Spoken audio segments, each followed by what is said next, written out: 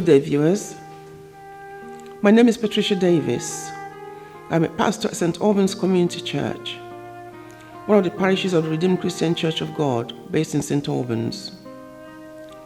I've come to share with you today the Open Heavens reflection based on the Open Heavens Guide written by our Father in the Lord, Pastor E.A. Adeboye, the General Overseer of the Redeemed Christian Church of God. The topic of today's message is any pending vows. Any pending vows. And our Bible passage will be taken from the book of Ecclesiastes, chapter 5, verses 4 to 6. When you make a vow to God, do not delay to pay it, for he has no pleasure in fools. Pay what you have vowed. Better not to vow than to vow and not to pay. Do not let your mouth cause you and your flesh to sin, nor say before the messenger of God that it was an error. Why should God be angry at your excuse and destroy the work of his own hands? The memory verse is taken from the book of Ecclesiastes, chapter 5, verse 4.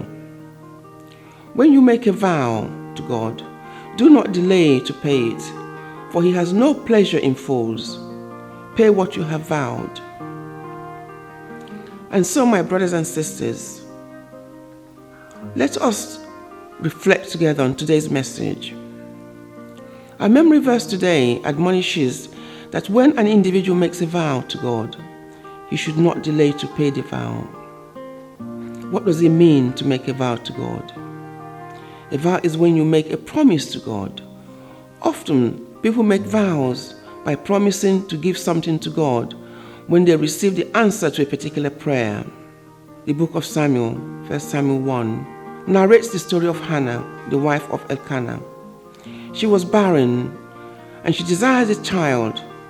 And though Elkanah, her husband, treated her with a lot of love and kindness, but his other wife, Peninnah, who had children of her own, became Hannah's adversary, provoking her until she herself became very miserable. Wisely, Hannah took her situation and desire to God. She vowed that if he gave her a son, she would give him to God for his service. And the book of 1 Samuel chapter 1 verses 10 and 11 says, "And she was in bitterness of soul and prayed to the Lord and wept in anguish.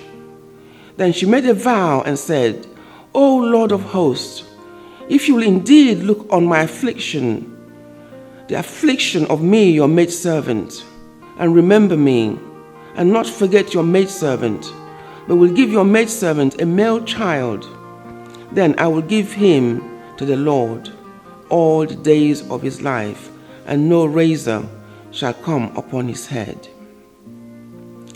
God gave her a child, and Hannah kept her vows. And the book of 1 Samuel chapter 1 verses 27 and 28 says, "For this child I prayed, and the Lord has granted me my petition, which I asked of him.